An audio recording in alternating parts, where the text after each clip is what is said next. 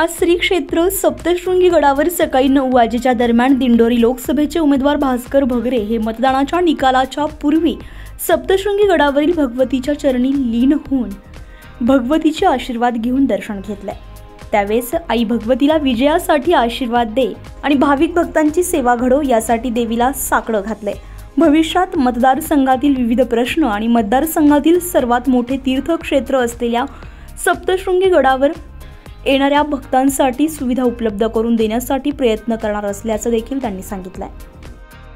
आज सप्तशृंगी गडावरती सप्तशृंगी मातेचा आशीर्वाद घेण्यासाठी आज मतमोजणी चालू आहे आणि आई सप्तशृंगीने दर्शन घेऊन आईकडे मागणं केलं की या निवडणुकीमध्ये माझ्यासारख्या सर्वसामान्य कार्यकर्त्याला विजयाचा आशीर्वाद देऊन सर्वसामान्य जनतेची सेवा करण्याची संधी द्यावी हा आशीर्वाद आईकडे मागितला आहे आणि मला खात्री आहे की आई नक्कीच आशीर्वाद माझ्या पाठीशी उभी राहून या सर्वसामान्य जनतेची सेवा करण्याची संधी देईल। उत्तर महाराष्ट्र लाईव्हसाठी तुषार बर्डे, सप्तशृंगी गड।